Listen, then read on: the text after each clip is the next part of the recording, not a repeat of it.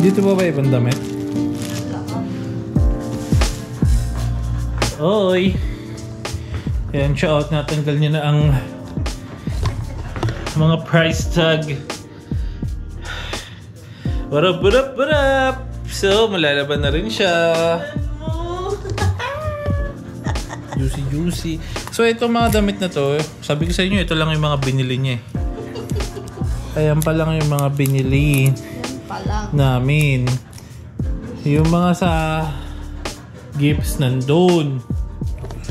So, tanggalin na niya yung mga price tag para malaban na namin, no? Siguro bukas ko to lalaban kasi marami rin kami labahin yun at ako yung naglalaban habang nanonood ng 8 Bulaga. Wow! Ay, dami-dami to. Yeah. Ayun na nga, yung mas marami pa siyang damit sa amin. Tingin mas marami na siyang damit sa amin eh, pero maliliit lang kasi syempre. Bibi pa, bibi. Ayan, ang dami. So much room for love. Ayan no, pag nabili kasi dito kasama hanger. I know. Sorry. Yeah, kasama hanger. Sobrang dami niyang damit. Pag Valentine's. Ay, hindi na pala ako. 3 to 6. Dami niyang damit, nakakatsuwa. Araw-araw mabihisan. Para magamit lahat. Para magamit lahat.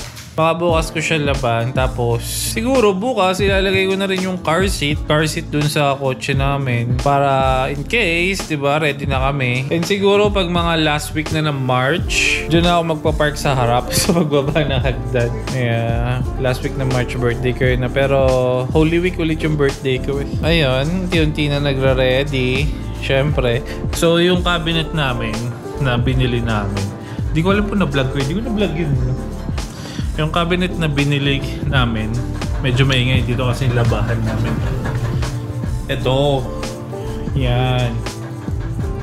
So, yun yung cabinet na binili namin, no?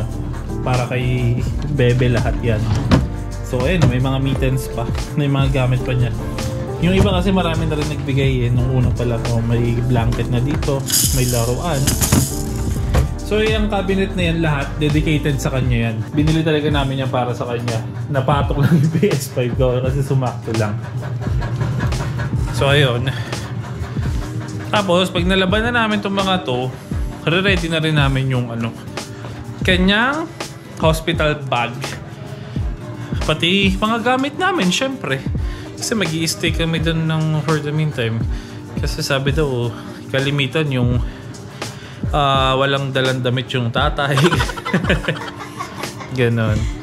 Yeah. And then nga, kailan ba yun? Basta last week nag-ano rin kami. Nag-tour din kami sa hospital. So para siyang ano guys, parang kumbaga sa sayaw, may practice kayo, no? So alam namin kung saan pupunta exactly. Na-tour na namin yung loob, nakita namin yung mga rooms. Baliktad eh.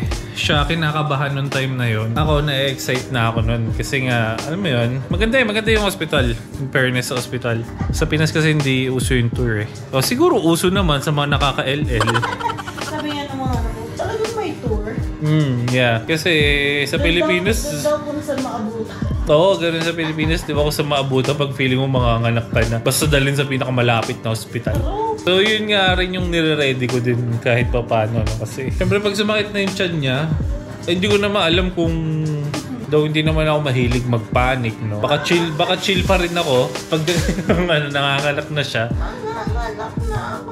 Yeah, usually may signs naman yun, di ba? May signs naman yun. Medyo, ano na, no? Medyo, nararamdaman mo naman yun eh. Yung contractions, yun.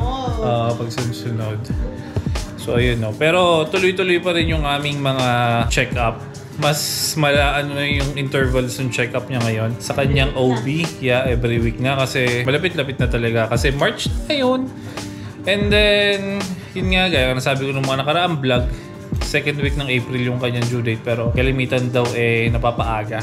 So ayun, ayan o, ito yung sabi kong pang hospital. All white. Puro may design kasi yung mga natitipuhan mo eh. Puro pang ano na eh, dalaga na eh. May heart pa sa puwet to. Ayan o, dami ng damit guys. Plus yung nandito, dami nito. Yung nakita nyo sa Yeah. Ito yung mga gamit niya na madami. Oo, Yan. ang lambot nito ah. Dami guys. So, most probably bukas i-organize ko na siya. Ito yung bet na bet ko na pang ano, pang snow. Dadating na yung organizer bukas. Yeah. Ayan, dyan muna namin ilagay mga gamit niya. Ayan, pati yung mga washcloth, blanket, nandito lahat.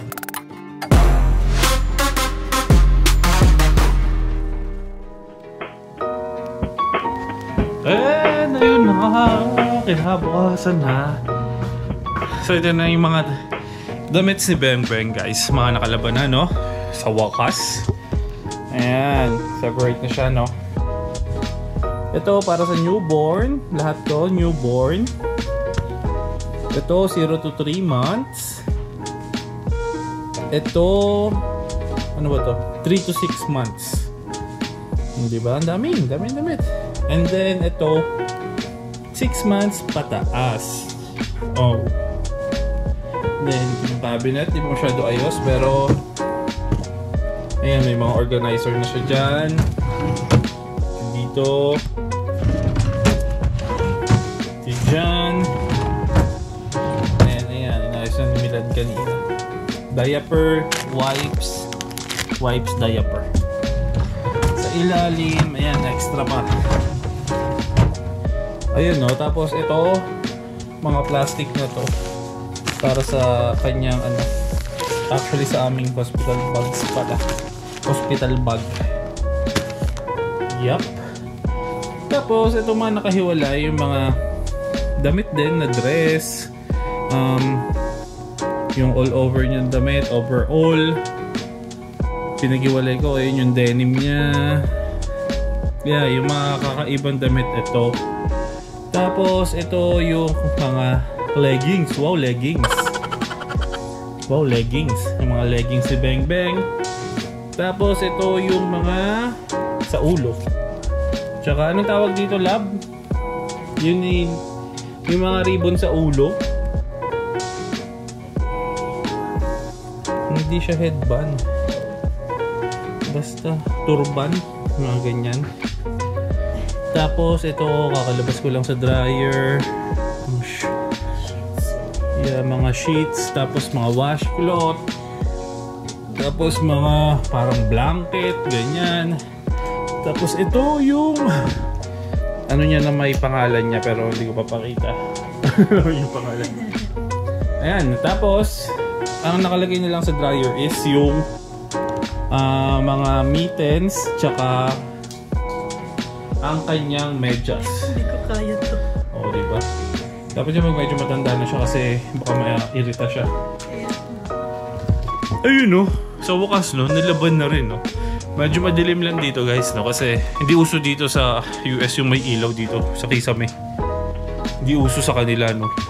Puro ganun yung ilaw dito, yung mga floor lamp. Kaya medyo madilim dito sa bahay namin. Tupi muna to, tapos actually kakauwi lang namin. Pamassage kami, tapos kumain kami. Dinner na kami. Tupi ko muna to. Tupi niya muna pala. Tupi niya muna pala. Magaling siya magtupi eh. So yun no. Pakita ko sa inyo mamaya pag nailagay na namin dyan sa kanyang cabinetching. Actually wala pa kaming maleta para kay Beng Beng. Wala pa tayong maleta. Sabi ko, bilhin na natin yung pink kahapon. For sure, sabi mo na naman dala-dala. Tingin mo ba, madadala mo pa yan pag sumasakit na dyan mo? Sus, Maryland! Maryland! Ang ilalagay sa kotse yung maleta. Nandun na lahat ng gamit natin. Ano pa ba kailangan to? Siyempre lang naman yung mini bags ang dalhin ko. Oh. Tapos yung mga iuwi galing ospital. And ayun na. After ilang days na pag-aayos namin finally ito na siya. So ito yung mga drawers. Yan, nilagyan niya ni Milan ng mga label no. Newborn, 0 to 3 months, 3 to 6 months. So ayan siya mga damit. So bumili rin siya ng ganito, parang organizer. Pangalawa, ayan, washcloths. Ayan, no? Mga in fairness sa kanya, may label talaga siya. So, ayan. Mekos na yun dyan, no? So, ito yung mga medyas niya. Mittens, washcloths, tapos ito yung mga bonnet, mga turban, kung ano-ano pa. Diyan sa ilalim, ano itong mga nakalagay? Swaddles, burp cloths, leggings. Wow, leggings. 6 months plus. So, ito yung mga damit nyo. So, actually, lahat na to yung mga binili nga yun nang galing sa baby shower. So, dito sa side na to, newborn diapers and wipes. Ang dami, oh. Wow. So, ready na talaga. Dito naman, blankets, bath towels, yarn. Dito, ano to? Random clothes. Ito yung mga overall niya eh. Overall, tapos yung mga binigay na mga dress, baby care. Ayan, yung mga nakuha, binigay din. And then ito, hindi pa namin naayos yung hospital bag namin. Sa ilalim, alam ko wala itong mga gamit. Sa ilalim, wala ito. So, yun na lang. Yun na lang kailangan mo, no, lab? Yun na lang, hindi pa rin natatapos yung hospital bag. Yeah, so yun na lang siya, guys, no? Eat Bulaga with the bling bling. Ayun na lang yung kailangan namin. And madali na yung mga yon. Pero almost kompleto na rin naman.